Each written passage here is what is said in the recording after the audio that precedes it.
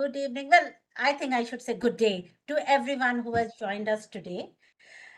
We are going to talk about a very, very important, or I would say, happening topic today: generative AI. Can it disrupt project management? And with me, I have Priscilla. She is our chapter leader from PMI Sao Paulo, Brazil chapter. Hi everyone, good morning from Brazil. Welcome and enjoy the event. And we do have Percy, our chapter leader from PMI Lima, Peru chapter. Thank you, Priya. Hi, everyone. Good morning from Lima, Peru. Thank you, Percy. And over to Arshad, our chapter leader from PMI Germany chapter. Hi everyone. Once again, welcome to the event. Hope we are going to have an interesting topic today. Yeah. Yes, and we could accommodate only a few panelists here, but we do have 42 other chapter exchange license who are working behind the scene to bring us this incredible event today. So Priscilla, over to you to welcome, meet and greet. Thank you, Priya. Welcome again to PMI Chapter Exchange Season 4, Event 7. And as Priya mentioned before, today we are going to discuss the hot topic of the moment.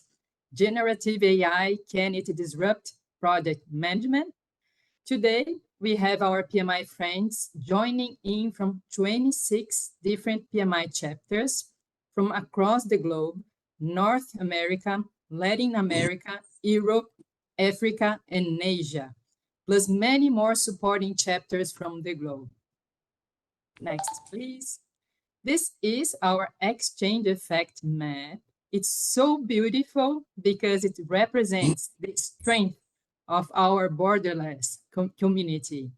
We have for today's event registrations from 74 countries. So we invite you now to keep saying hello to each other and networking as we begin this exciting event.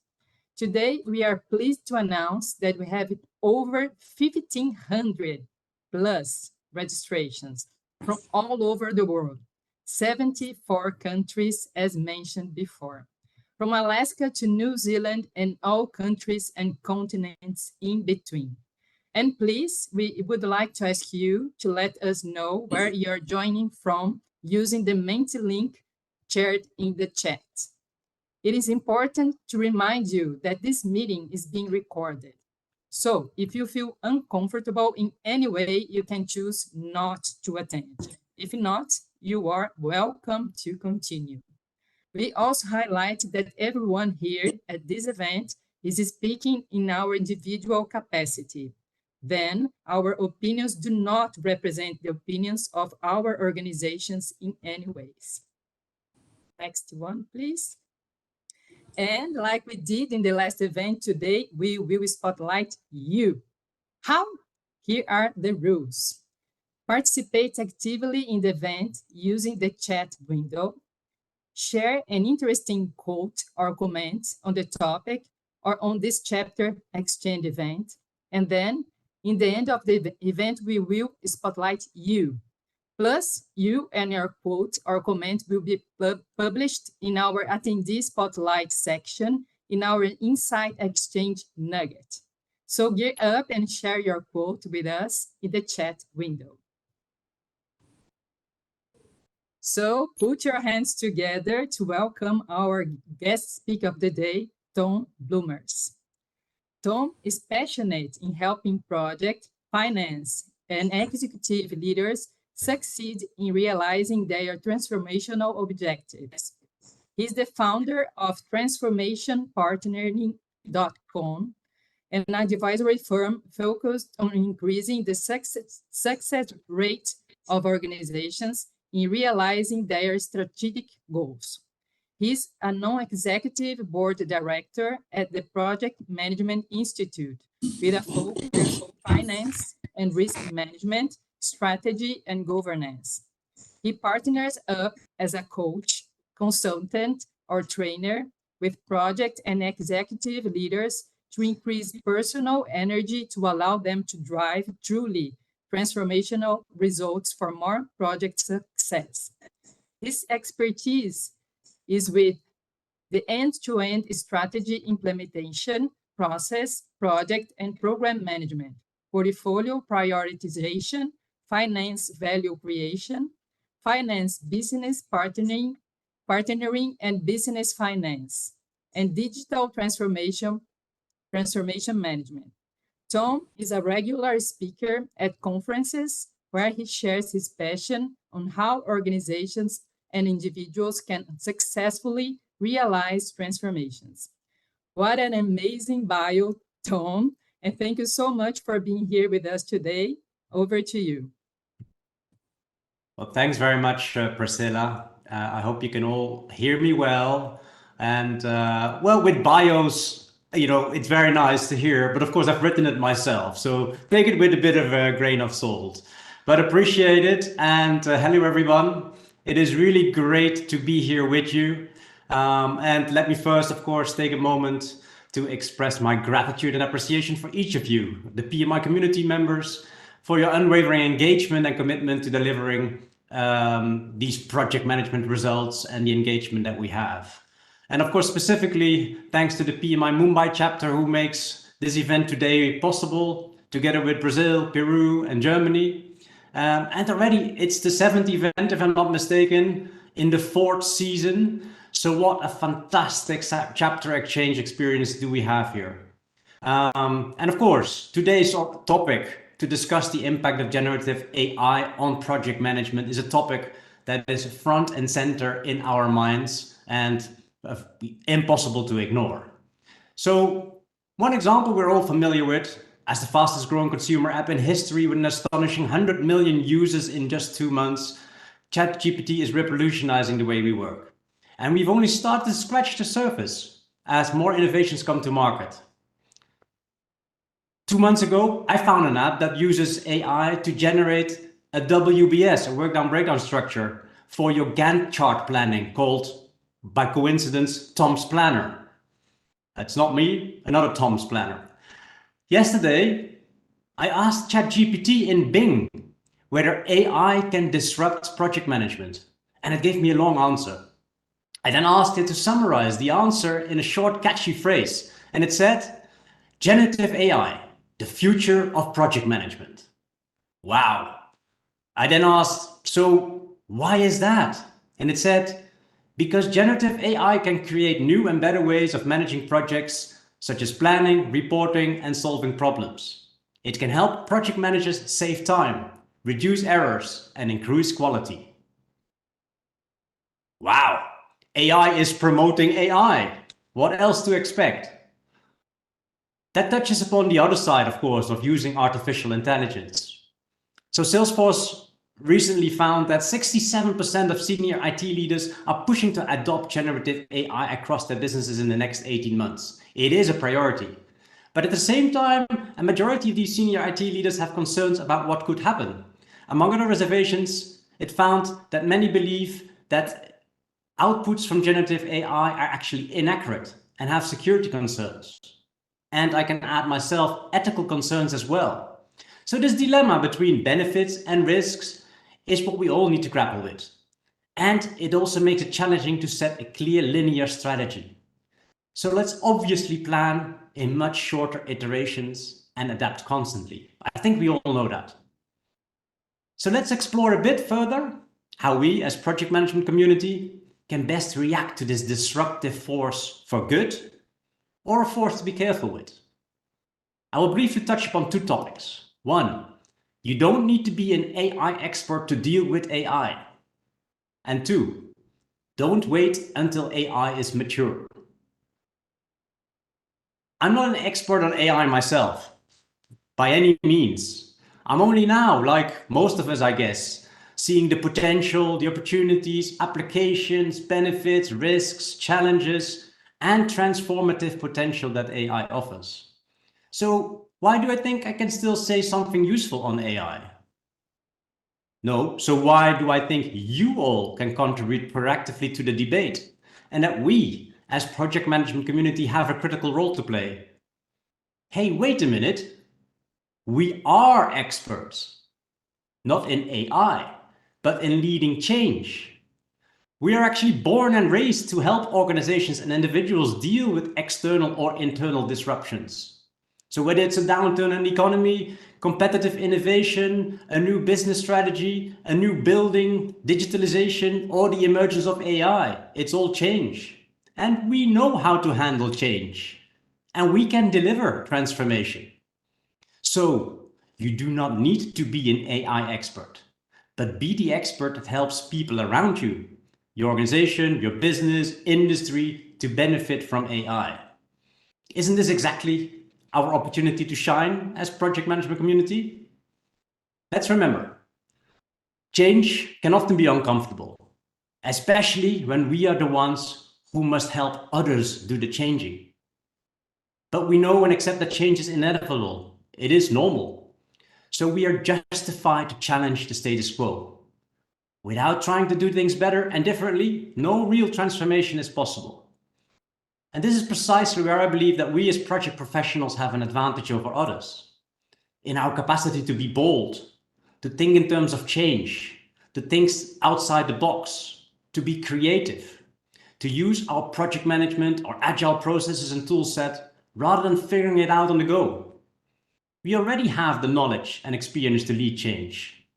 So let's do it now and not wait.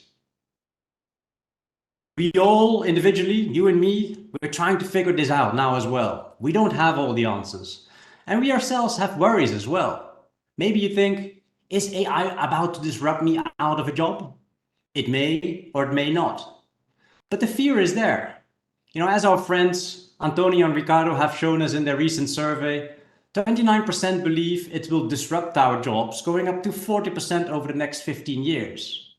Okay, you may find that low or high, but in either way, it is real. So, generative AI, can it disrupt project management? So let's assume for a second it doesn't and all or most stays the same. Are you making then the right decisions to proactively and strategically explore what is possible? No, it doesn't seem so. So it seems much safer to assume that it does change. And then maybe stare into the lights of the AI-driven car that is coming towards you. And then option A, jump to the side and dodge it. Or ask ChatGPT what to do. Well, you can always ask. No, I don't think AI will replace project managers. But project managers who embrace AI will replace project managers who don't. So who do you want to be? Don't wait until AI is more mature. Then you will be too late. Start figuring this thing out for yourself now. So, what can you do? Firstly, accept and recognize that AI is here and it will be revolutionary in ways we do not know yet. Don't stick your head in the sand. Stick it out. Listen, try to understand, explore. Figure out ways that you can leverage AI to make projects and transformations more successful. So we still have 70% of projects that don't deliver to the expectations. Maybe AI can give a helping hand. While, of course, we keep its risks in check. Don't wait for the organization or others to start moving. Start the dialogue yourself. Be transformative. Lead the change. Take your own initiative. Invest your own time and also your own money in continuously educating yourself. And that's exactly, I think, where PMI can come in. And of course, where we all can come in. We cannot survive this disruption or any disruption by not doing something different. And to start doing things differently, we need to continuously reskill ourselves. So let's start now spending a significant percentage of our organization's budget on reskilling your teams. You can read on this also in the Harvard Business Review September-October article on this topic, which was quite nice to read.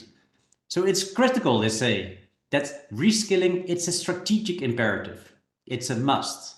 Reskilling is everybody's responsibility, so also yours. Reskilling is a change management initiative. It's a project, so we can do this. Start making reskilling fun and attractive to employees, and then we can deal with AI. So PMI will also do this.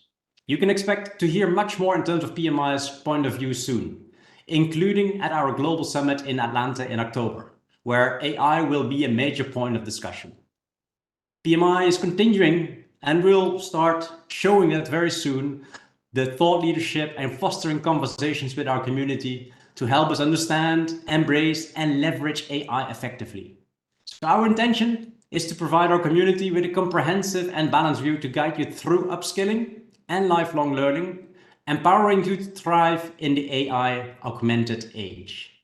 Above all, let's be excited about the possibilities AI brings, both as a tool, a value enhancer, in everything from team building and customer experience to cultural transformation.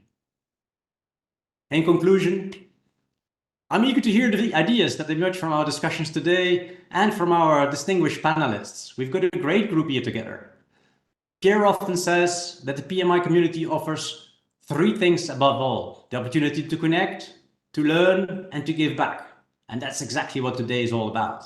So let's put all brains together, work together, so that we can stay ahead of the curve and harness the true potential of AI through upskilling, so that we can deliver outstanding results in our projects and organizations.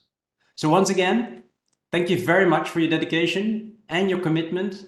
So let's embrace the future and make AI ideas a reality. Thank you very much. Awesome, Tom, and I loved the way that you put all your points forth. Three things that kind of stuck out, right? I will stick my hand out and I will explore. I will definitely figure out ways to make AI my helping hand. And I will definitely, try to be creative, thinking out of the box and be bold, because we are all change makers, isn't it? And change is normal. Exactly. So we will definitely ride the wave of AI. So thank you very much, Tom, for those wonderful words of wisdom. And with this, we move to the next section of our event, a little about our initiative. What is it all about? And if you all who have been attending our events, right, this is the fourth year that we are into this collaboration. And ours is a PMI chapter collaboration initiative. And I don't know, for some reason, this slide always auto advances every time. I really need to figure out why. Maybe there is something AI going on over here. And this is definitely one team, one song, and one dance. We have 26 partnering chapters, as Priscilla had already mentioned, and multiple supporting chapters as well. And we are proud to say that we have our presence in all the regions that PMI is in today. PMI Chapter Exchange is nothing but a virtual community of chapter leaders. And trust me, I had not met any one of these people whom I work with in our team. And just, even for last 3 years, I just met them last year when in Las Vegas. That was the first time I was meeting them. But I was so happy to meet everyone, making our real relationships coming back to real ones. Our vision, as you have already guessed, it is to kind of evangelize cross chapter collaboration and encourage cultural diversity. So you will see cultural people from different cultural backgrounds on this panel here today. And because we are expanding our reach across different continents and cultures, you will see people joining on in from at least 70, 72 countries in these events today. And that is why you will see chapters from diverse backgrounds participating in this program, because we truly believe diverse connections lead to innovative solutions. And we did not keep all these good practices to ourselves. We also did author a book, and it is called as the Exchange Effect. It is available on Amazon, and Priscilla will put the link on the chat window. It's there with me here as well. And if you are there in Atlanta in the Global Summit, do stop me and say hi. I might give you a copy of this book there as well. And with this, I call upon the spotlight chapter of the month, that is Lima Peru chapter. And let me introduce Percy, the president of the PMI Lima Peru chapter. Percy has around 20 years of professional and managerial experience in project management, different public, private organizations, solid experience leading high performance teams, focusing on results, proactive, empathetic, and persevering. He has the ability to manage multiple projects, priorities. He is in charge of planning, budgeting, information technology, you name it, all domains of project management. With He also does have multiple international certification, including the PMP, and he is the president of the PMI Lima Peru chapter today. Percy, before I hand over the stage to you, I have two questions for you. What is the time at your end and the date at your end today, right now?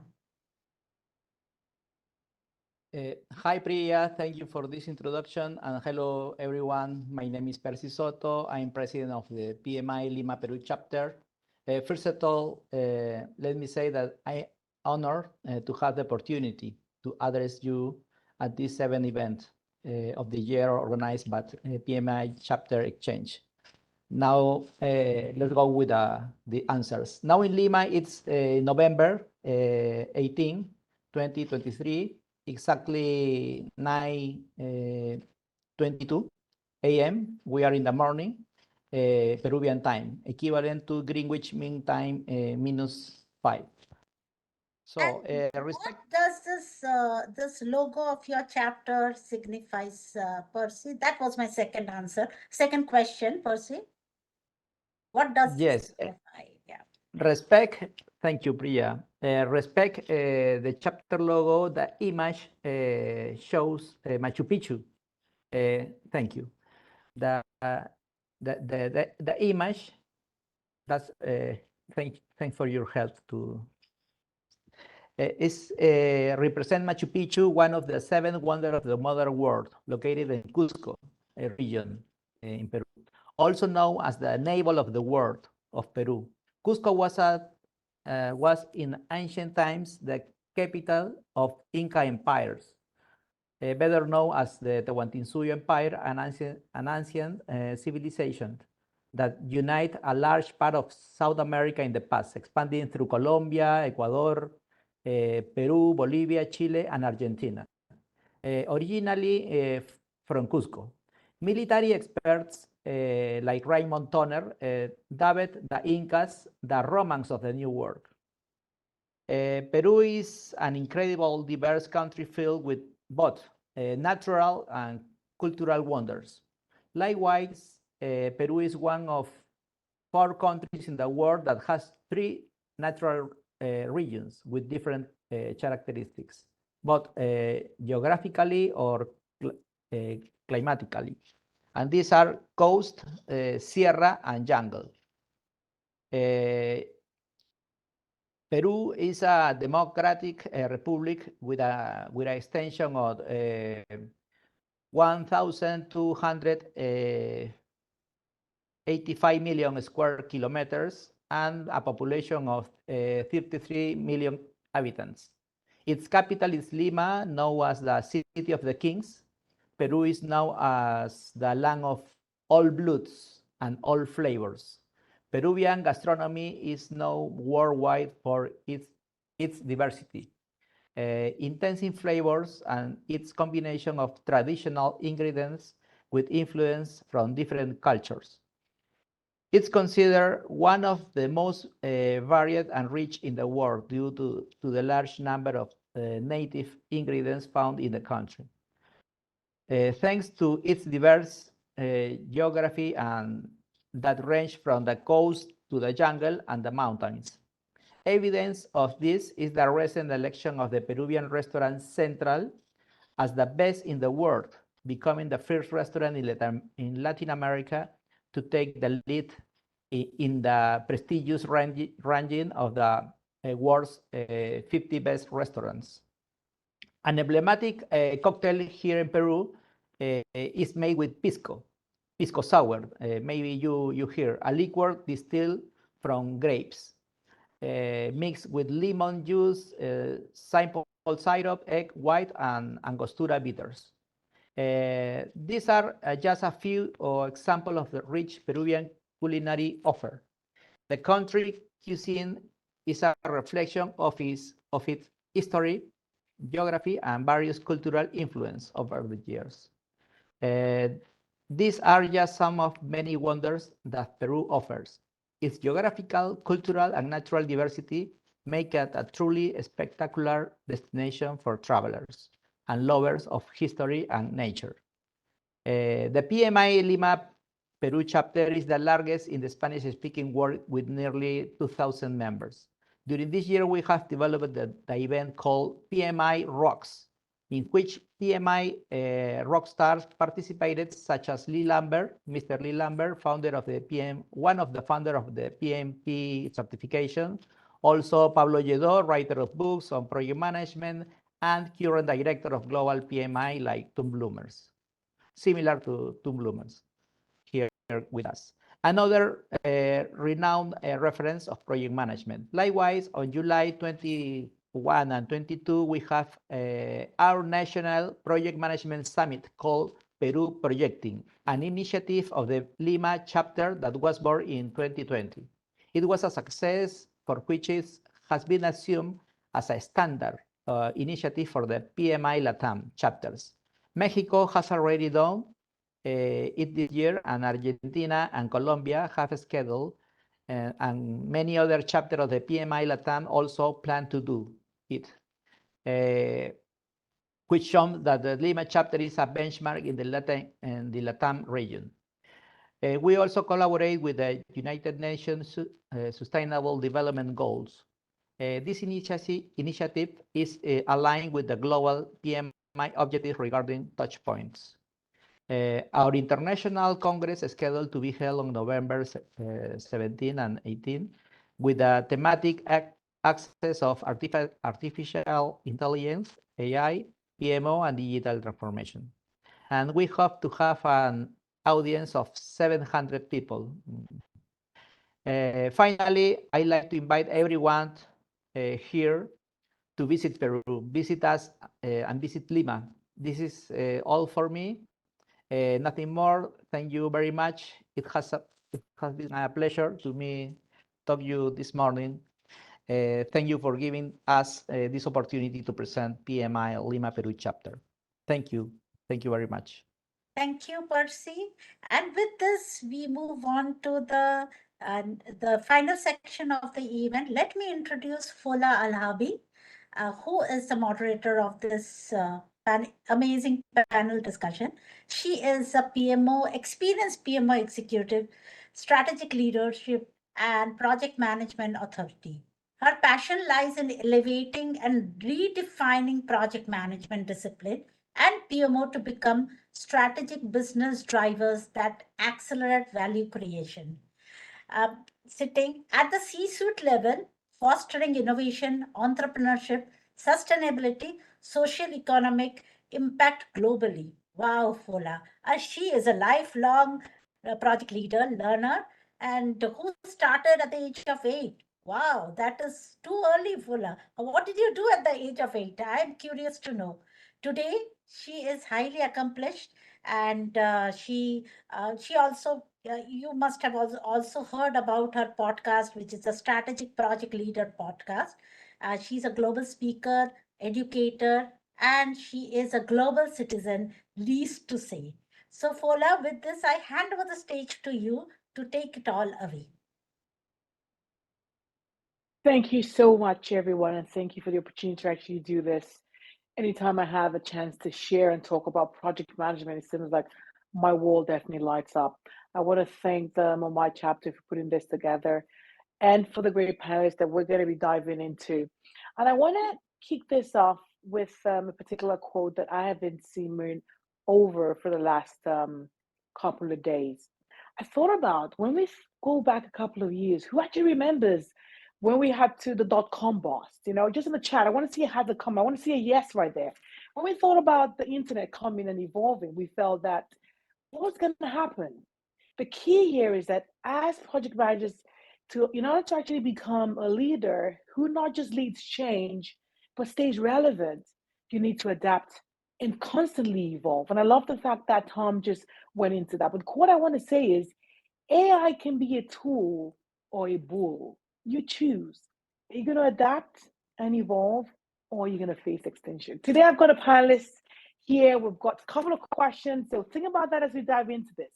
Is AI going to be a tool in your hands, or is it going to become a bull for you? Today, first, I want to just kick off by introducing my panelists. Do we have time to do some quick introductions? We have Doctor, I just want to see the screen. This just disappeared on me. Just hold on a second. Right here. I've got Dr. DeGrado. I cannot forget that name.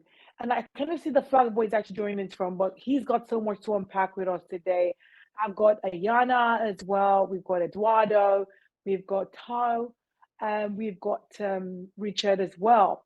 And we're going to be talking about AI and specifically generative AI today. And when we think about generative AI, I wanted to show some light because as everyone thinks about artificial intelligence, it's important to know that specifically when we think about generative AI, we're talking about the piece where we can actually replicate, look at the content we have, and create unique information. For project managers, we know that we're constantly creating reports.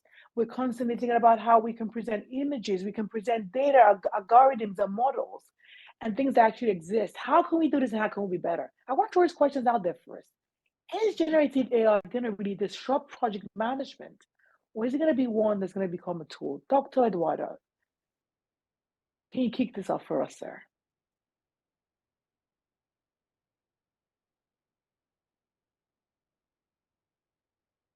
Hello, can you hear me?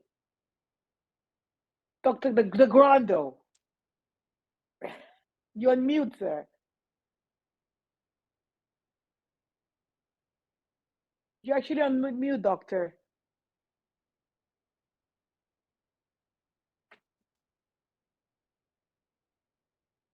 I wish to extend greetings from Cameroon to you and from Africa, since I'm representing Africa. There are many Cameroonians among the participants here. I will not talk much about myself, but I'm a PMP holder. I'm a doctor in business administration. I have an MBA international marketing and other certifications. I've worked for some time with other organizations, PSI, Population Service International, GFI, German firm, and now I'm owner of the business, academy, and practice company based in Cameroon. I'm open for partnership with anybody. Okay, coming now back to generative artificial intelligence. I'll start by saying that there is something we need to consider, the mindset. We need to change our mindset to fit in this new interruption, because something is sure: we cannot dodge the generative artificial. It is here.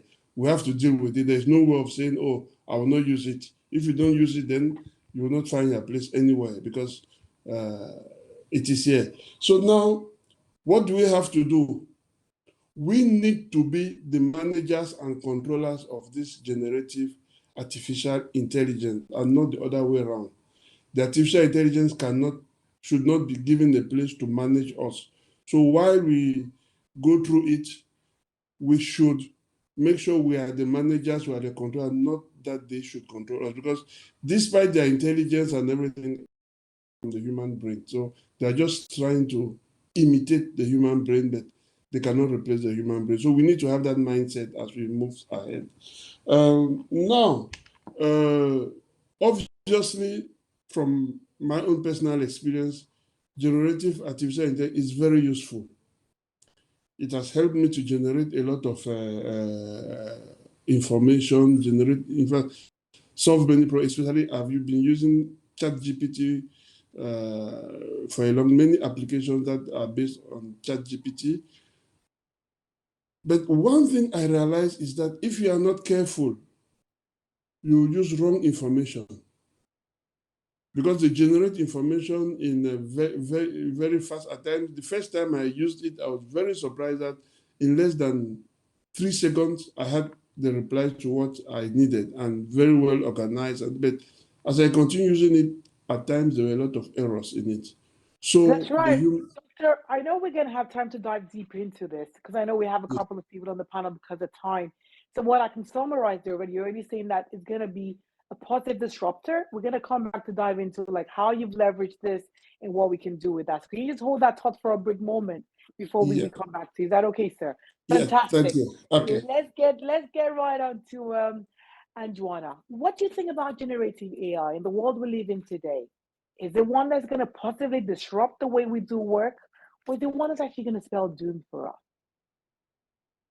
In my experience, I guess over the years, I mean, we're talking about AI since it's introduced 8 decades ago. That was when first AI was introduced, and the AI revolution actually is happened since 13 years ago. So, and then the last 2 years, I guess generative AI had been making waves in every industry.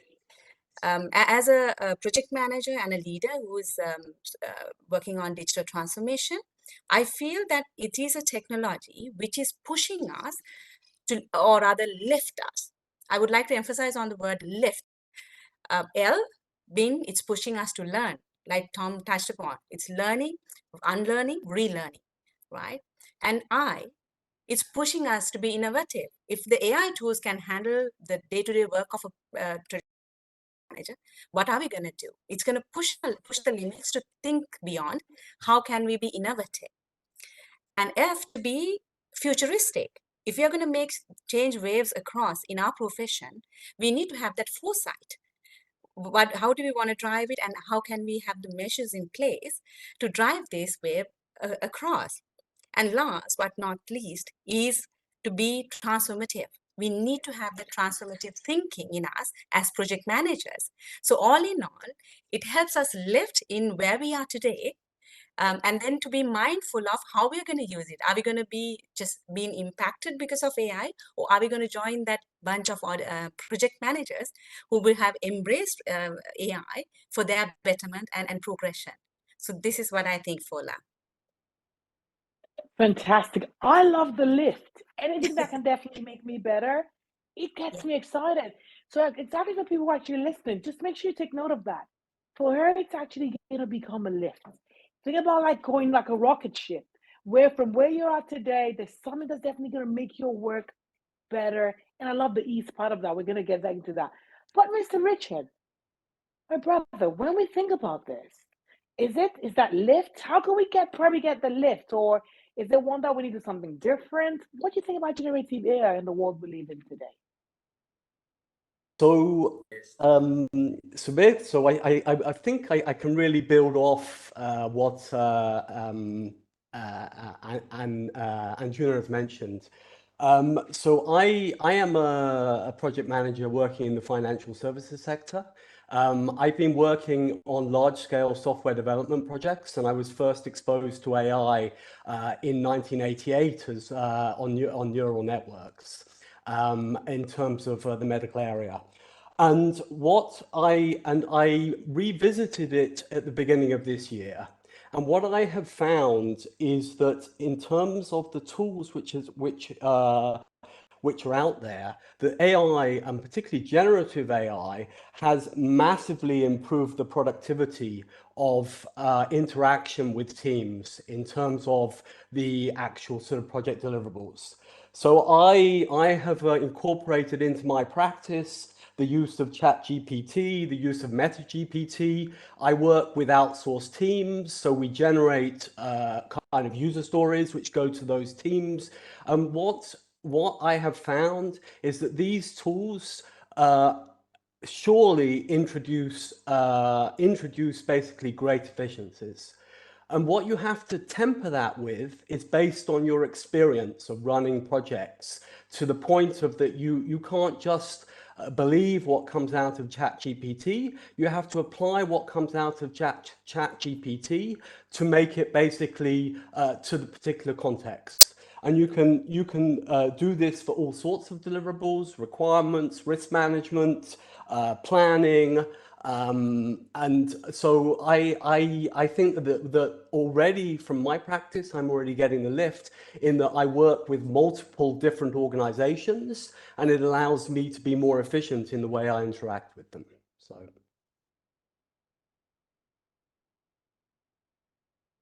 I think you're on mute, Fola.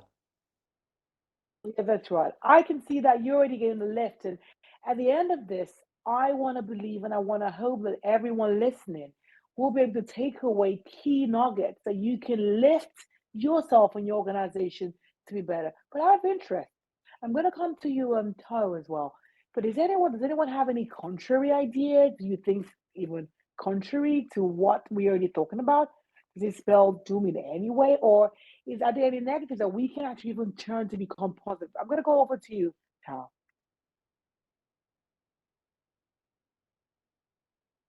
You're on mute, sir.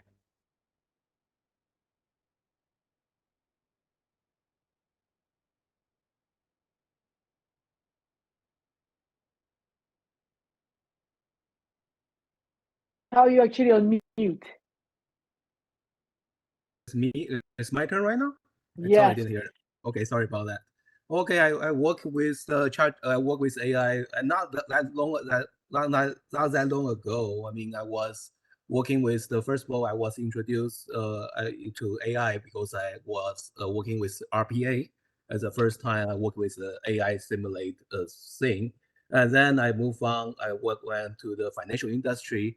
I began to work with AI underwriting and AI facial recognition, and also some AI, some other projects. So that's what, and we do lots of transformation. So I work with the financial company doing that, and we have successful implements two or at least two or three projects, at least a couple $1 million US dollar.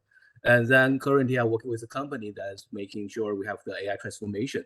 So this kind of for next 6 years to now, I have been working a lot to the AI and also AGL, both and in our Taiwan company. And this is very important to me, as that's why I can able to clear speak clear and loud to say what is AI right now. But AI actually change different things, because things are we have used to be have the AI and what we call the BI right now. Actually since when we talk about this, when we have talked about AI as a tool, we think about AI as a tool, and that means when we talk about tool technique, and we used to have we call that we'll have a stable output.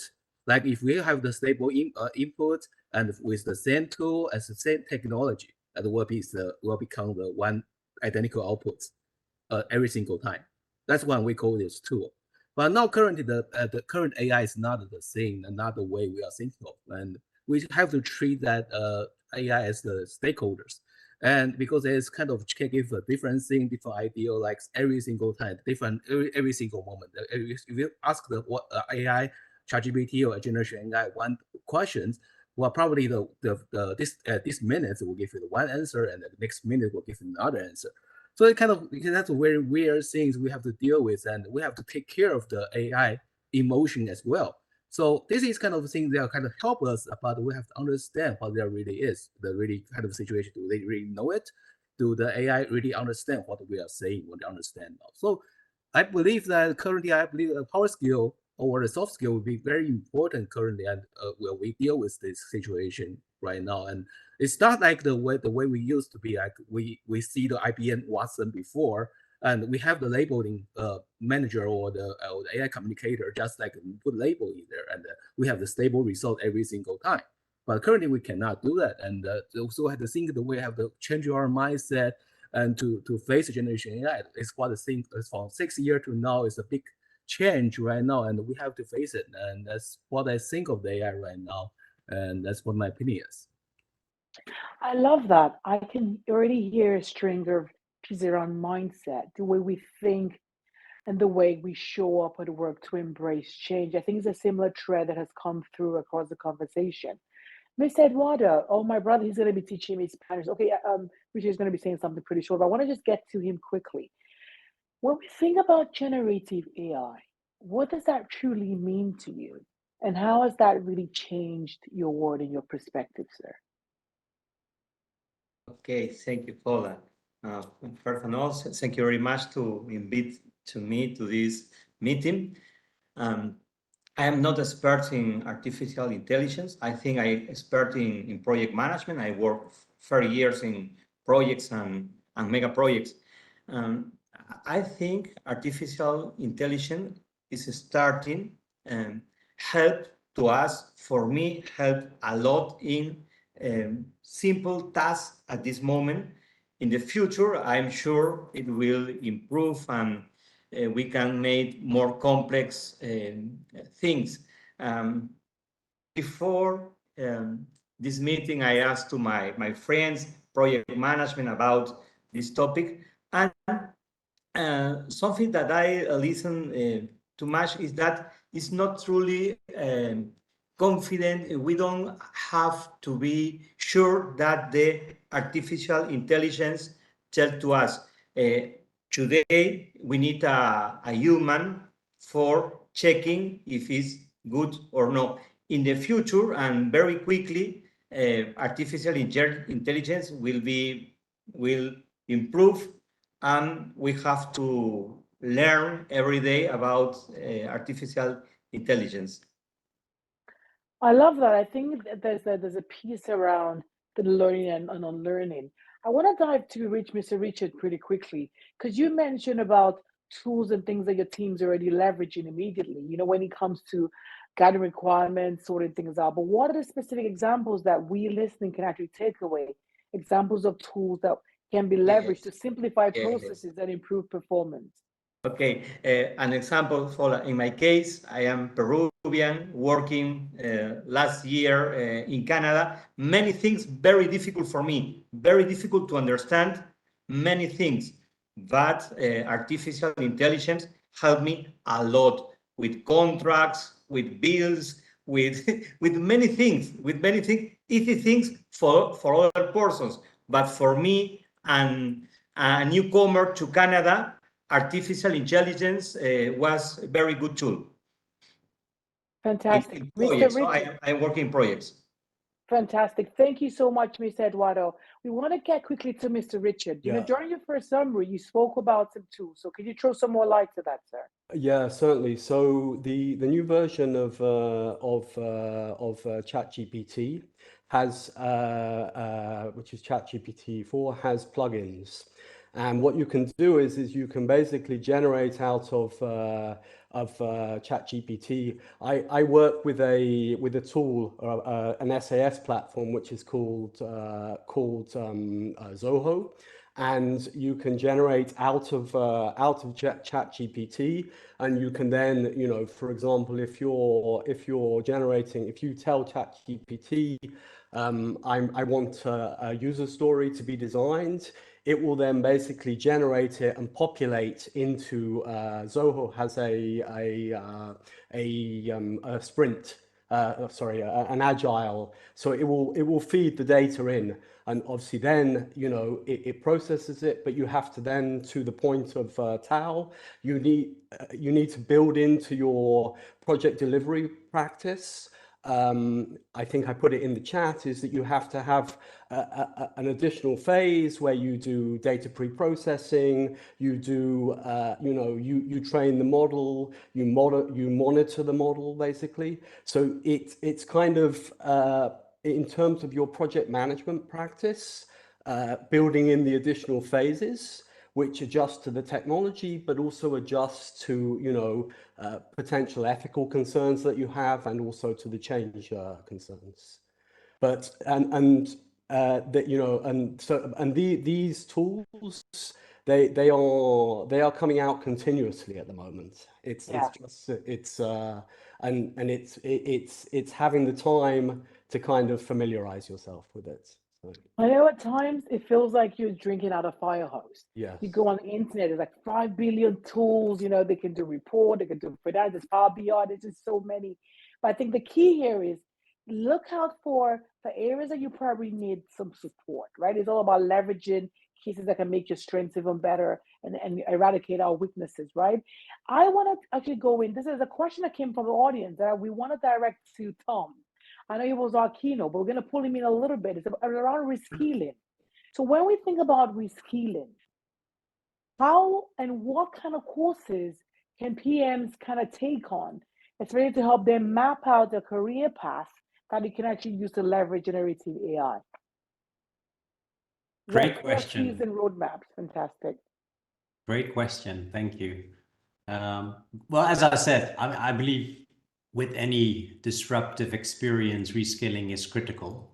And definitely for project managers, not only for ourselves, but project managers can also help in reskilling their organizations, actually putting in place the project to reskill.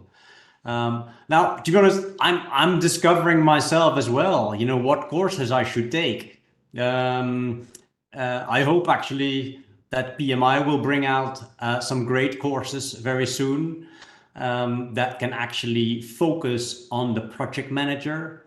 I think great starting points now are the free courses that you can do on LinkedIn or on any of the other major platforms like Coursera or Udemy. But specifically, I think yes, we can focus on the project management skills, but always, as we all know, project management also needs to be applied to something. So in a specific context or in a specific project. So ultimately, we also need to acquire some of the technical skills to be able to fully understand the algorithms that are underneath it. As Richard is saying, how does it plug into the existing systems and tools that we have? And so I'm looking actually for some courses myself as well to dig into the more technical areas. So I'm not going to be an expert in AI ever, but I want to get to a level where I'm comfortable understanding both the technical side and what we're already very good at is how to apply it in changing circumstances. So, yeah. You know, I think that's really great. I think because the key to what separates just an ordinary project manager from one who becomes, I call them strategic project leaders, are those who can actually adapt, who can leverage resources that are actually in front of them to help organizations move forward. Because at the end of the day, be it AI, be it technology, be it whatever it is, our goal is to ensure that organizations achieve strategic goals and objectives. So if we need to go learn another course around change, adaptability, whatever, even the people side, we need to look at that and actually evolve. So we've got that there. So even if you've got any ideas as well, even for people actually listening as well, put that in the chats because we all want to learn. That's what it is to be a great leader. It's about you are open to learn and you're open to actually share. So let's dive in with one more questions coming. We're going to take a couple of them as well. Thank you so much, Tom, for that great answer. So when it comes to someone's asking about story creation, I think we've talked about that. Have you had challenges of teams who are just solely dependent on AI, working on projects, and how do you assess? Okay, I think that. So I'm just trying to say, how can you deal with the challenges that comes with maybe teams just now relying solely on AI?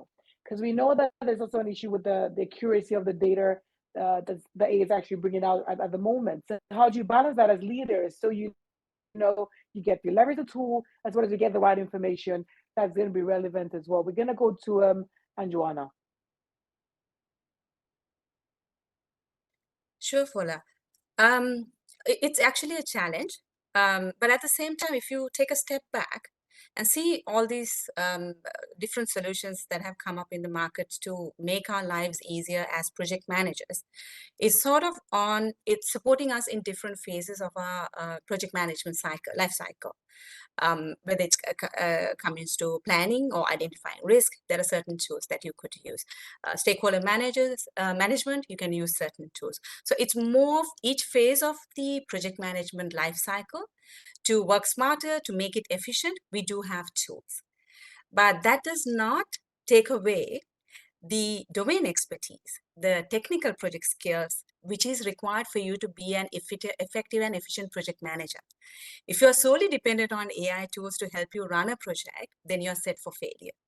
Because what you would set apart and your path for success is going to be defined by how knowledgeable you are on the basics, brilliance in basics, as we call it. You need to be brilliant in your basics when it comes to project management, your domain, your industry you're working in, and the nature of the projects. That's when you can smartly use these tools to help you work smarter and drive things at a much efficient way, rather than being the other way around, where you would be shooting in the dark without knowing which tool is helping you. Because if we look at most of the tools, like the fact is every 20 minutes, within 24 hours, there's an AI-based tool getting launched in the world. So you can imagine how many tools are going. And most of these tools are still in infancy stage. That means they're not perfect. So can you rely as a project manager to make an infancy stage tool to make decisions for you and help you drive it? It should be the other way around. So as a leader, as a project manager, what I have instructed my team and I'm guiding them is take ownership in mastering the core skills, bring brilliant in your basics, and then see how best you can use this tool for your advantage to make your life easier and drive projects effectively. I love that. I know that Dr. De Grando was talking into even some challenges that he had actually faced, using ChatGPT and their queries. So I want to give him the platform now. Could you just share that? And please unmute your mic, Dr. De Grando, as well. So when it comes to the tool, how you've leveraged that, how have you been able to overcome the current challenges that you have faced, and so that we can actually leverage the same thing as well? Thank you, sir.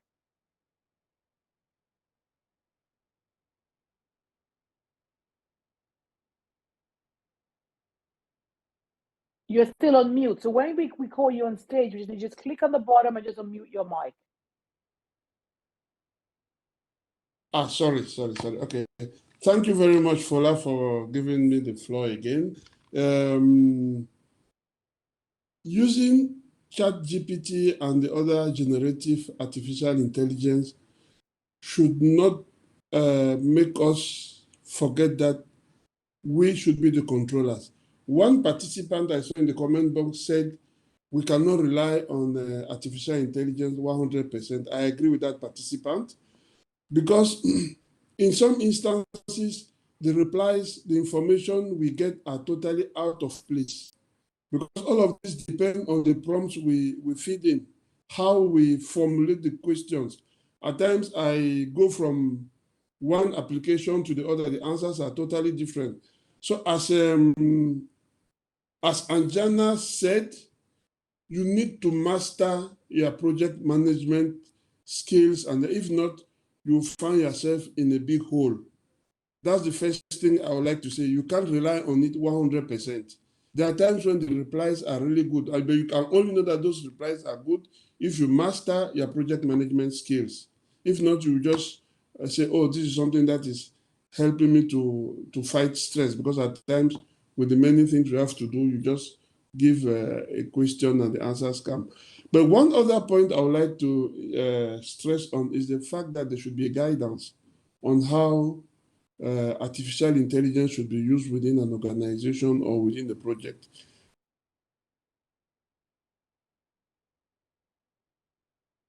In the project, we are working as a team. And as a team, each team member can go to artificial intelligence and bring out responses. And so we need to have some due diligence. So there should be guidance that anything that comes from artificial intelligence should go through a particular check.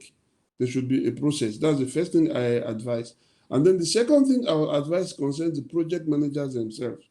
They should have some basic training on the artificial intelligence, as the resource person said. And then now, they should also make sure the team has some basic information on how to use artificial intelligence. The other thing is the leadership skills, that the power skills, because in dealing with artificial intelligence, we are driving is something like drive change management. And from experience, the adoption of artificial intelligence will not be the same to everybody. You have some people who are fast adopters, others will be slow, they are more conservative. You need to manage those. So the management skills, the leadership skills, we have some theories that even deal with adopting new technology, like the term technology adoption model, where we should make sure that the people understand the usefulness and that the technology is easy to use. And one other scholar, Kane, mentioned that easiness, that the technology should also be fun to use. So in handling the introduction of artificial intelligence, leadership is very, very important, because if you don't, if the project managers don't exercise the correct leadership, there will even be conflict between those people who are slow adopters, those who are conservatives, and those who are very fast in adopting technology. So that's what I just wanted to add on this. I think I love that, because when we think about any tool, it's about using it and leveraging that. If you don't actually know what needs to happen, there's no way you can actually use it. And so I think we want to go into, I want us, when we now start talking about it, let's give specific example. The specific tools that you've used, people asking questions around what AI tools are good for user stories, for creating documents and all that. So anyone, can you just jump in and just throw out some key tools that you've leveraged that has helped you maybe do some certain things or make things easier? So I'm just going to go around the table pretty quickly. I'm going to probably just start with Mr. Eduardo.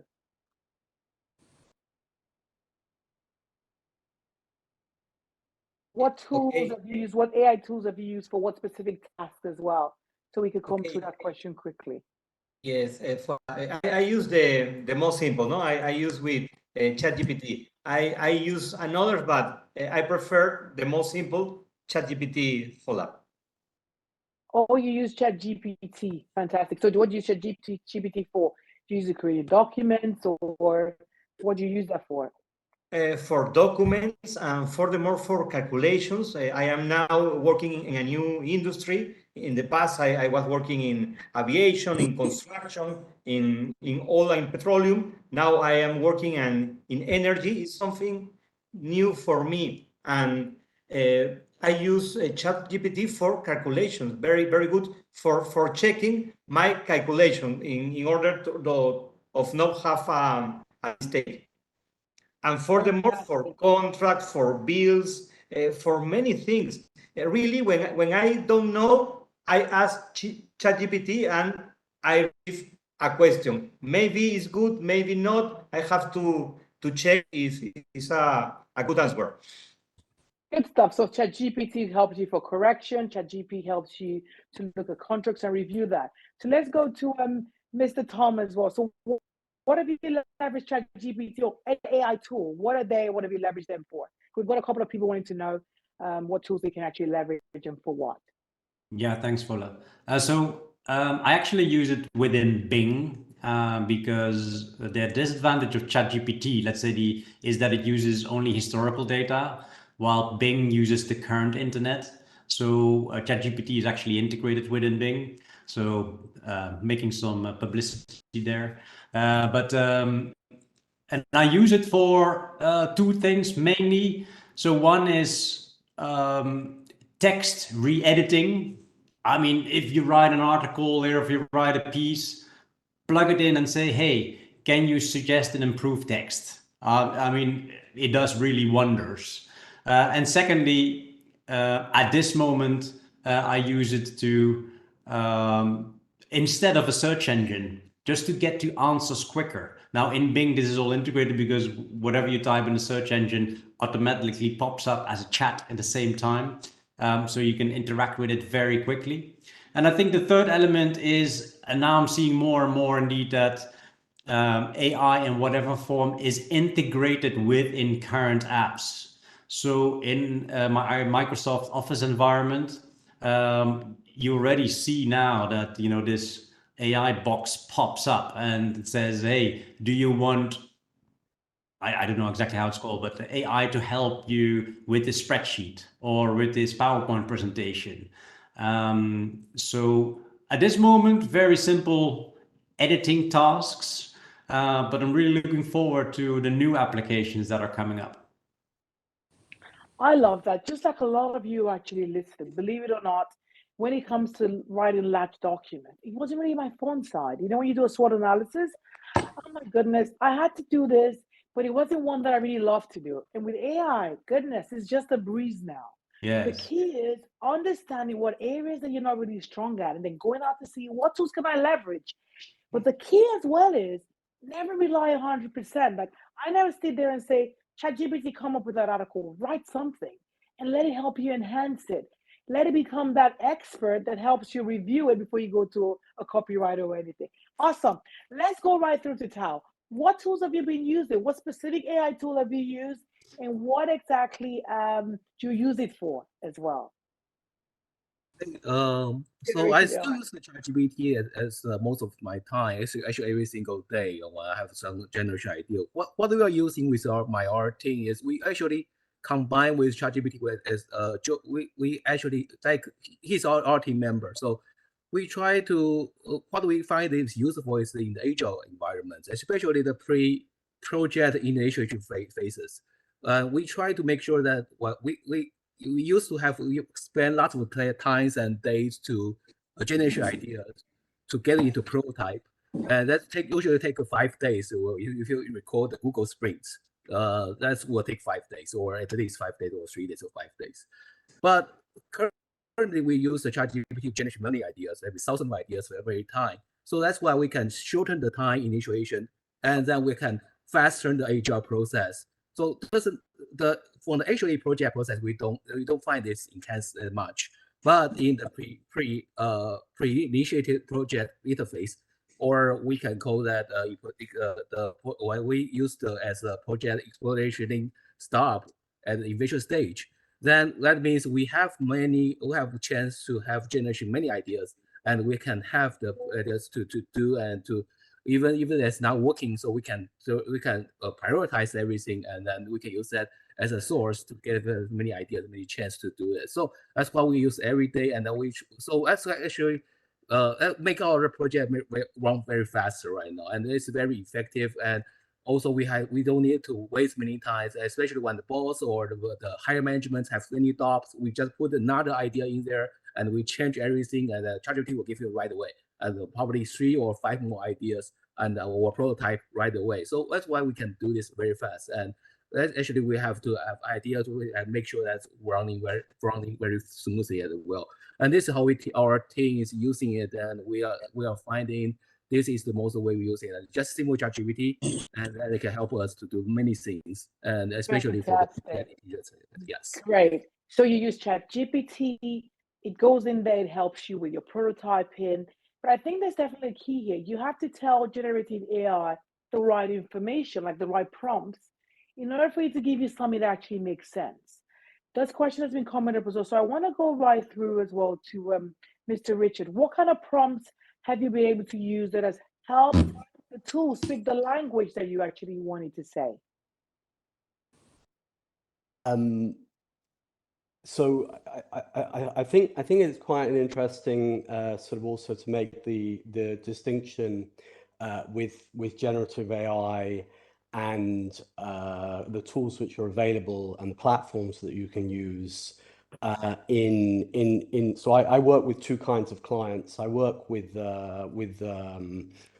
small and medium enterprises, so across Europe, and there I use ChatGPT. I work very and I work with various development environments based on platforms, one of which is called Zoho, the other which is called Odoo. And SMEs and smaller private companies basically are very open to exploiting these technologies because they get massive productivity improvements. And it's not only for generative AI, but also for we use those tools to build bots and various other things across the kind of the AI type of domain. And there's a lot of automation. With the corporate work I do, which is in the financial services sector, that most of the tools are either where they manage to build off kind of like Microsoft Office, where they're integrating things, but there's very low adoption of that. And generally, they are in Europe, they are actually investing themselves in trying to build out this technology, because in Europe there are very high concerns around privacy, ethics of the utilization of these tools, which is, in my opinion, a bit of a missed opportunity. So they're they're spending a lot of money sort of reaching out to consulting companies and building a lot of these things in house. So I apologize, it's a kind of a bit of a long-winded answer, but there's a very kind of big distinction in Europe in terms of the way corporates are adopting this technology compared to kind of private individuals and smaller companies. So I think that's right, because when we think about security and privacy, it's a major issue, especially within the financial services, right? Yeah. We cannot afford to put, information that is, for instance, proprietary or one that has customer data in it. So that question has also been on the chat to say, how do we manage the privacy issue when we want to leverage AI? So you kind of address the way organizations are trying to like create their own kind of like AI plugins as well that could work just for them, that are customized. But as a stopgap between the time where organizations are not as large, we can probably spend all that cash in there. What do you think is the stopgap to help them also bridge the privacy issue that could be pretty much imminent today? I mean, I think in Europe, there's a lot of work which is being done related to things like the Digital Services Act, about things related to kind of like algorithmic transparency, so the structures are there in place. But I think there's a big resistance to change within corporations. And so I've seen very recent cases where one of my where they said, no, you can't access OpenAI, and OpenAI as it stands at the moment is not much use, because the data is from up to 2021, so you've got this big gap. So there are no security or privacy gaps there, but there is a strong resistance to change, and it's more the governmental organizations in Europe which are trying to sort of to change that and try and address that. And I'm not seeing the movement in financial services really to adopt that. And I worked on a specific financial services project where we tried to do a lot of kind of data mining, and we kind of we had to cancel the project because the technology that people was applying that they were allowed to use just was not up to it. While if they'd taken sort of like some of the things which are out there, we could have got to the solution. So. Yeah, I think definitely every organization has to assess the risk. You think about project management, right? Yep. Before you adopt anything new, there has to be a risk assessment. You have to look at what are the benefits, what are the exposures, what opportunities can we get out of that. But it's absolutely critical that also the financial implications has to be assessed. I know that Anjuana has something to say. Do you want to jump in pretty quickly? Thank you for that. I just want to add on what Richard said, the slow adoption rate as well within organization. Since I'm a professional coming from the audit, risk and governance domain, this is a key area for me as well within my current organization. So some of the key challenges that we have is when it comes to these AI models, how were they trained, what were the training data being used, and how do we make sure that there's no bias in the decisions being made, inclusivity, diversity considerations being taken into account, and also the rate of accuracy of these models, because like I said, every 20 minutes, if there is a new application or a model being put out, what is the age of or the time frame of being tested that, proven that. So there's a lot of considerations and resistance due to that, because there are a lot of regulations across the world. I think EU being one of the strongest when it comes to GDPR and things like that. So there's no assurance, which is building confidence in order for us to 100% rely on it, and also to make sure that our data is not being shared across, we need to be conscious of the privacy, confidentiality, and other measures.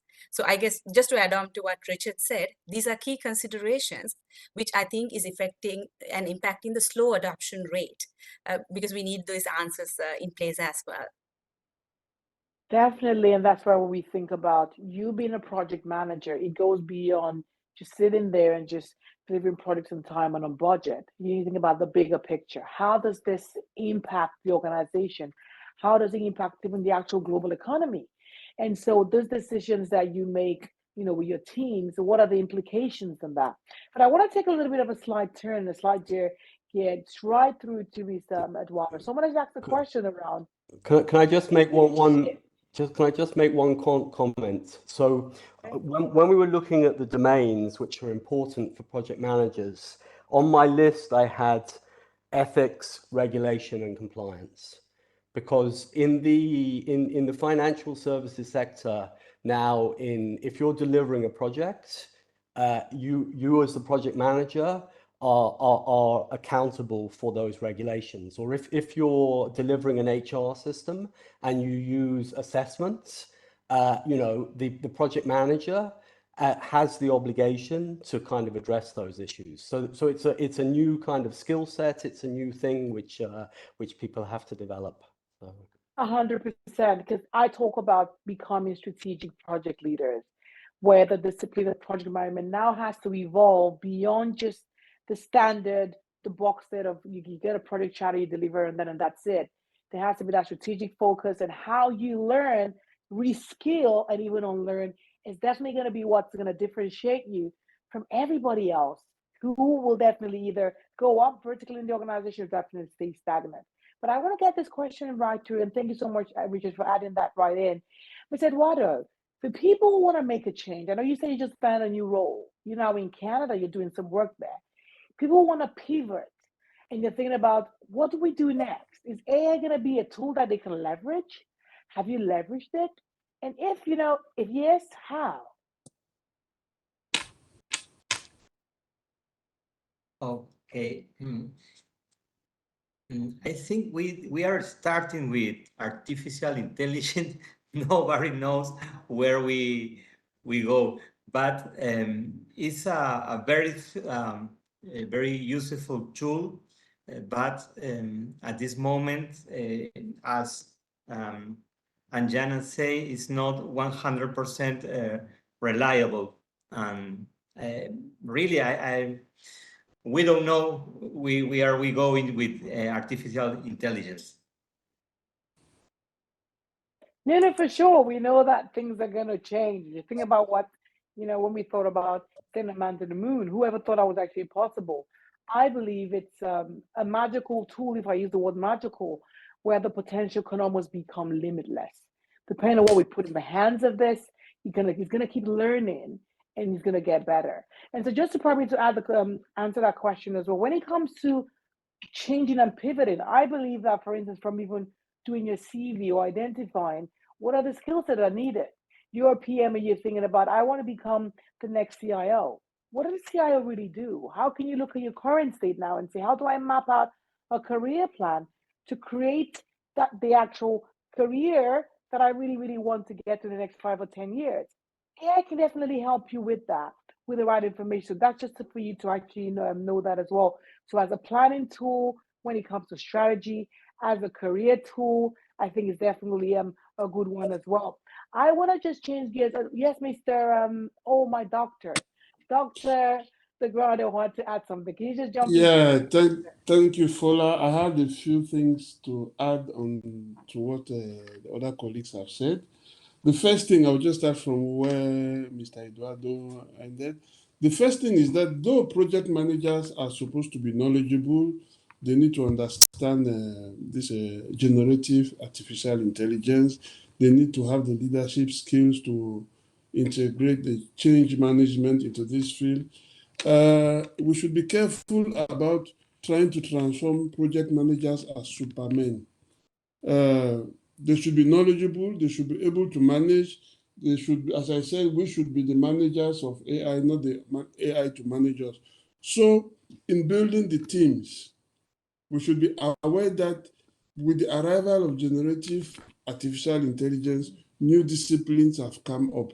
You have experts, people are being trained who know how to manage this, who may be experts in dealing with the ethical issues and the rest. So when building teams in our projects now, we should see whether it is really useful to bring it somebody who is fully dedicated in this AI. So we should, and a project manager who is knowledgeable will really know how to work with that. If not, with all the areas where he has to manage, he will not be able to keep up. So we should think of recruiting people who are knowledgeable, who are really experts in this, because they will know all the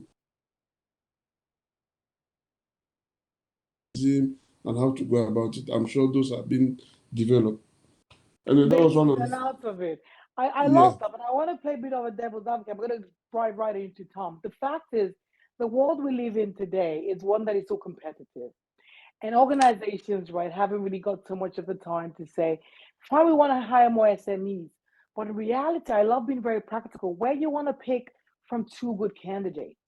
You definitely one who has got probably a bit of a technical skill as well and that business knowledge will definitely stand a better chance. Tom, how do you see the world? We think about because we want our PMs to be skilled enough to be able to move vertically in the organization. They want to be able to not just remain as PMs, they want to be able to move up and get it to C-suite positions. What do you think the landscape looks like with generative AI as well? Is it a skill set that you think that needs to definitely hone? Or is it one that you can just say, I'm going to learn a little bit of it and I'm just going to be okay? What does that future look like from your world, your perspective? Thanks, Fola. So, I mean, firstly, I would say hire people with the growth mindset.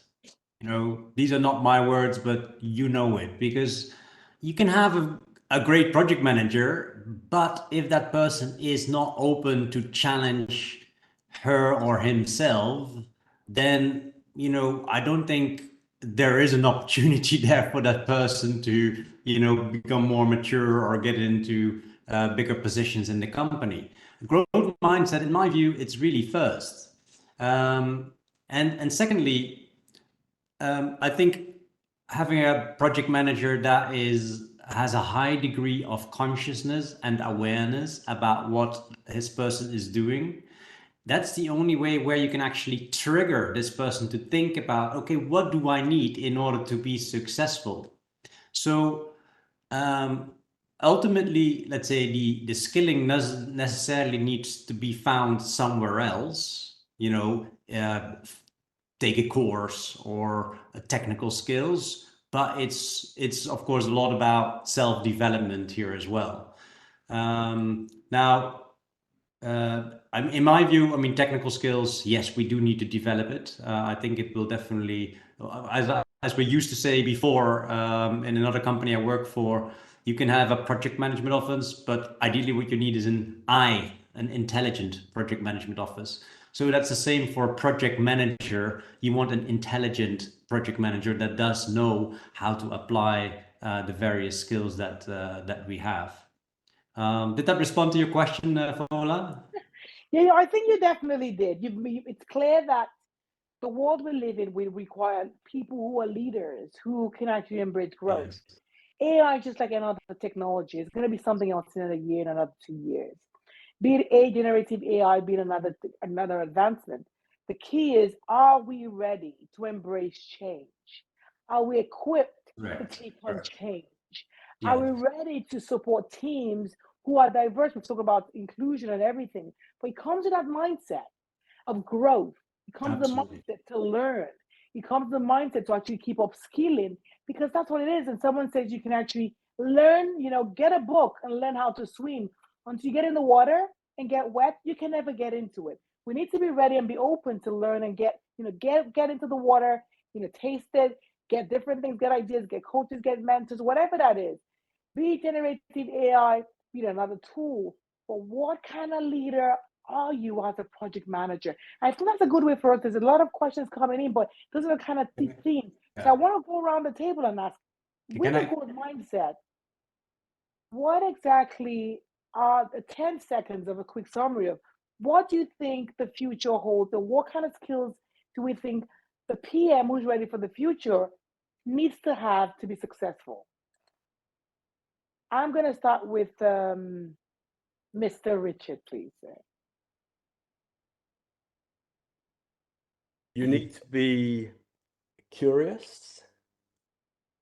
You need to be experimental.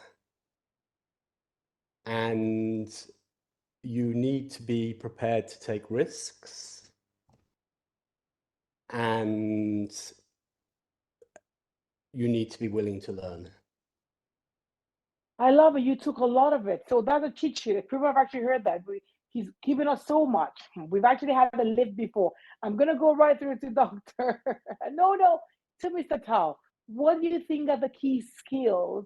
Just a quick 10 seconds that we need as project professionals who are ready to take on the future. Well, to me is that in the future where the interpersonal skill will be crucial in the future, because we are a little bit unclear right now, but we can expect two things to happen very soon. First of all, we have to work with the ChatGPT as a teammates, and second of all, we have to work with the people who get laid out when our teammates got laid off and probably got cost down, or probably got salary cuts. So that will be, we are the leaders. So we have to take care of everybody, including ChatGPT. So how these people are going to face in the future? And this happening very time. IBM already said they are going to cut over their Cuban resource in 10 or 20% or in the future. So that's what will happening very fast. So we are going to have those kind of the skill to lead in the very short time. And also we have to train our hard skill as well, and to make sure we have enough domain knowledge to keep us alive in the future. Fantastic. Interpersonal skills is just right on top right there. I want to jump into my doctor. Dr. De Grando. You're on mute, sir. Yeah, okay, I've just opened the microphone. Yeah, concerning the skills that project managers need to have, as Tom said, project managers need to be very open. That they should continuous learning. Because as somebody said, new applications come out every day. Even as we're talking, new things are coming. So they should have that mindset of continuously learning. The other thing they should do is, the skill they should have is to know how to connect what they learn to the different domains of project management.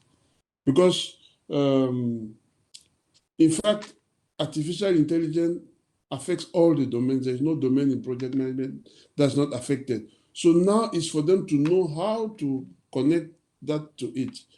The other thing that project managers should do is that they should also be good in transferring knowledge, because as I said previously, you have some team members who may be very conservative and who would like to do things the way they have done.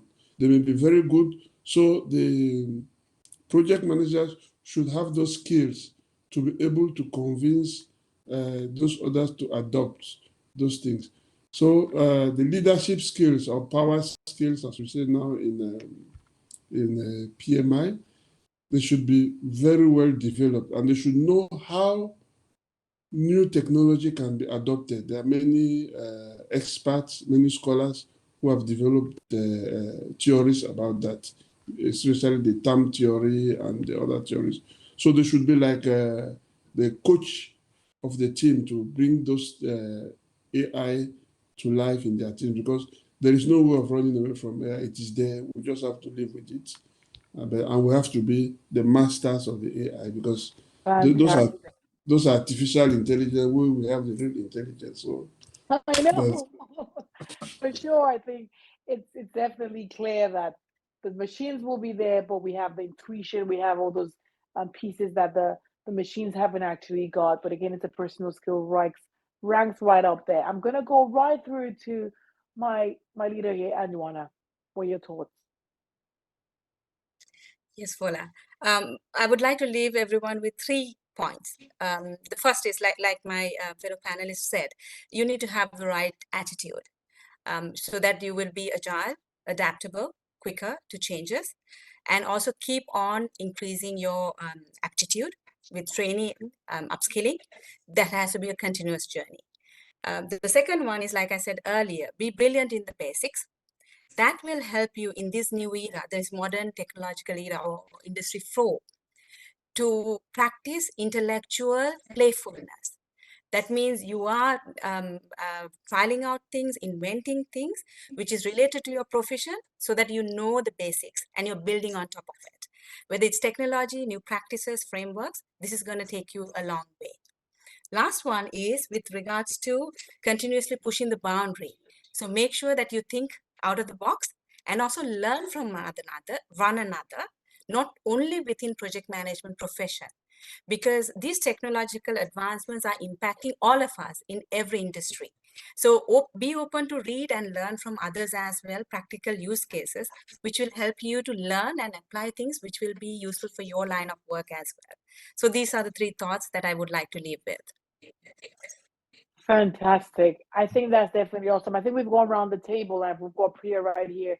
The key here is be the tool, be another software, whatever that is. As a project manager who's ready to take on the future, you have to be one who needs to understand the current state and say, where exactly does the future, what does it look like? And how can I be the one who becomes the change that the world truly needs? Beyond just going to get another degree to go learn another courses, are you ready to take on the future? Are you one who creates spaces that people can actually come in and feel that, yes, I want to be part of this project team. I want to be part of the journey and I want to be part of the success that you are definitely creating. Make the shift. Let AI, generative AI, whatever that is, become a tool in your hand and not a ball. You've got a choice and you can actually make that decision today. I want to say thank you so much for everyone for actually joining. We're going to be leaving, I think, Priya, when it comes to tools as well. I'm going to ask the panelists as well if you've got any specific names and tools. Send that to us so that we can collate all of that and put that in the notes so people can definitely go back and reference it. I know there's a lot of questions around what tools can we use and how do we check red flags and stuff. But we're going to have all of those pieces there. But just remember that you are it, right? You've got everything you need. Just go out there and become the best that you are. Over to you, Priya. Thank you so much. Thank you, Fola, and that was amazing. Fola, you just rocked, and the panelists, you just made our life so much easy. Now we know that yes, we can take AI, right? They are not going to take us for a ride. We are going to take AI for a ride. Okay, so with this, over to you, Anita, for wrapping up the entire event. Of course, before that, you have to hand over to Arshad. Anita, you're on mute. I'm here. Can you hear me? Yes. Thank you. So, Priya, I hope that you can share the slide with us. As in the beginning of the event, we introduced you to the exchange effect map. And now we have the pleasure to present you how diverse our participation today is. And it is all sourced from the Menti poll that you took in the beginning. So amazing, isn't it? And now the result of our new section of PMI chapter exchange event, attendee spotlight. Thank you so much everyone for participating and excellent insights. The engagement was truly amazing. We received so many comments and quotes, and the chosen one is from Farhad. I will have a pleasure to read it out if you allow me. Remember that generative AI is a supportive tool and human expertise and judgment are still crucial in project management. It is important to review and verify the AI-generated insights and recommendations before implementing them. So congrats, Farhad. And now, welcome over to Arshad for our outro section of the event. Thank you, Anita. Thank you, Priya, Tom, our panel members, and Fola for the wonderful discussion we had just now. What an event! Wow. This was a session which blew my mind. I gathered a lot of information about artificial intelligence and project management, in particular, how it can disrupt the project management. I'd like to wrap up the session by highlighting few takeaways. Although it is impossible for me to wrap it up in 5 minutes, I think I'll do my best. I prepared a small presentation which I would like to share with you guys. So hold on a minute.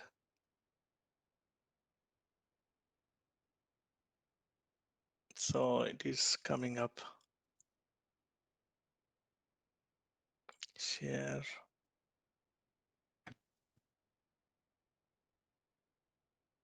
I think I'm sharing the wrong screen.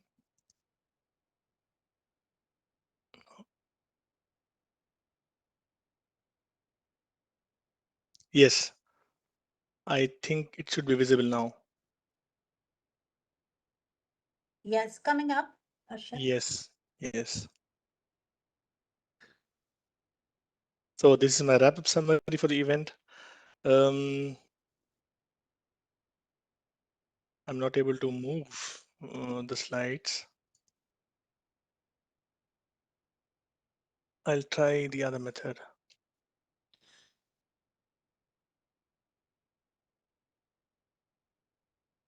That's Can you fine. see? Let's move ahead with what you have gathered.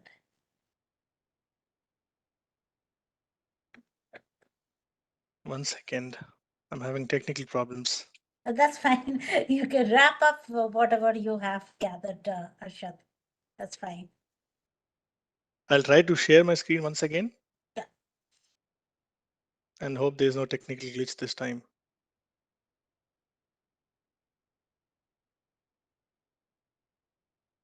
I'll share my whole screen. Yeah. So now that should work, right? It's not come Is up yet, Arshad, but yeah.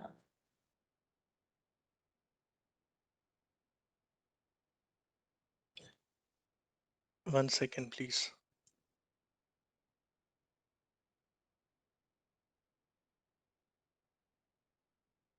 Is it now visible?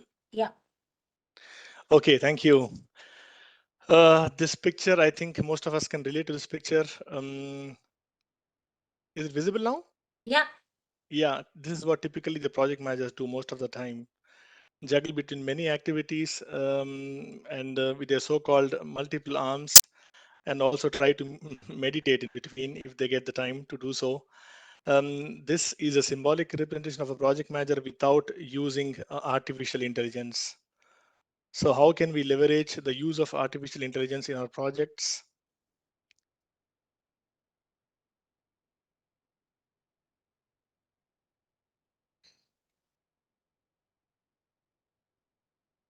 We lost you, Arshad. Are you saying something? My screen is not moving. I'm sorry. It is Okay, frozen. that's fine. You can move ahead with what you have gathered. Okay, I'll not share the screen, but I'll just Yeah. share my thoughts of today wrap-up event. So I think, oh, this is impossible here.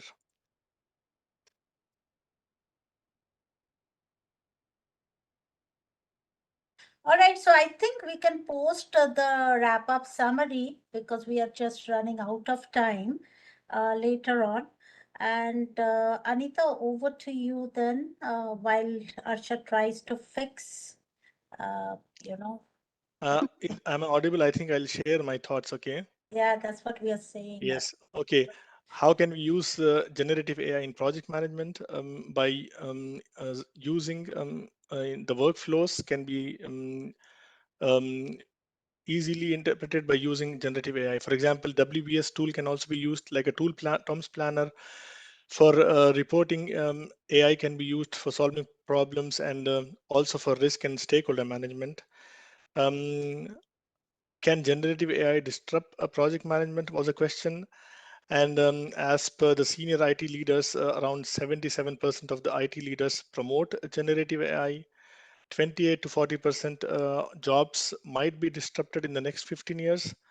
And sole dependency on AI will not solve the problem, and leadership and interpersonal skills are required, which in fact comes to the point that AI itself cannot connect the dots. I think knowledge transfer and leadership skills are required.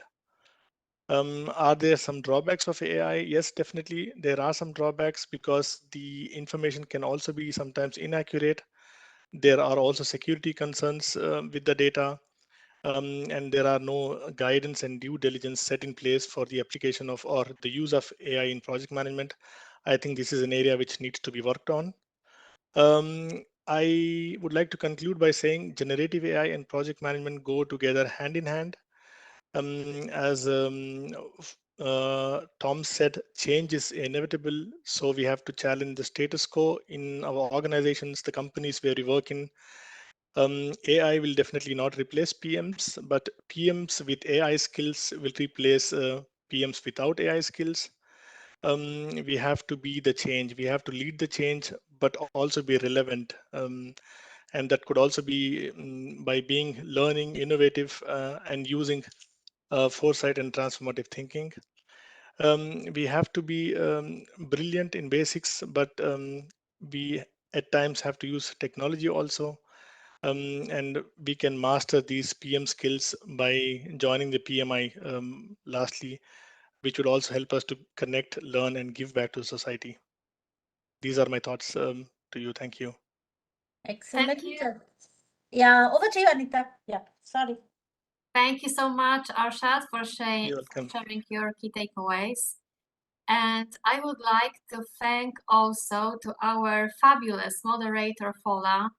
Thank you so much for moderating our session today. And big thank you to our fantastic panelists, Anjana, Eduardo, Tao, Dr. De Grando, and Richard.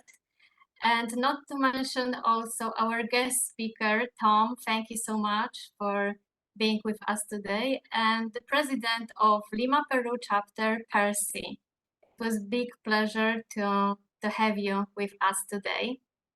And of course, big thank you to our audience for your active participation. And please share your feedback with us through the QR code or through the link. I believe that our team will paste the link in the chat.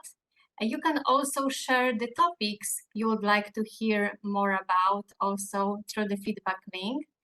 And now special thanks to our team, to Sunil, Amot, for your help as WebEx admin in making this event smooth as ever. Shane, our chapter leader from Phoenix chapter, thank you so much for the flyers and social media posts. Priscilla, thank you so much for your amazing event analysis, which as always helped us to put together this awesome event in terms of registration and experience. And big thank you to all chapter exchange liaisons. I think it was already mentioned that in fact we have 42 of them in our team working tirelessly together to put this event for you. So thanks again, attendees, panelists, and our team for working around the clock to make this event yet another success. And as you can see, PDU code is displayed on the screen, and also an email will be sent to you as well on how to claim the PDUs. So thank you, and over to you, Priya. All right, so I think you have said it all. So Anita, thank you very much. Everyone, Fola, amazing. All panelists, all attendees, thanks for attending. And we'll see you again next month, same time, with another very, very interesting topic. and that would be work smarter, project management, COE or COP. What do you prefer? Okay, let's wait for that event to come along.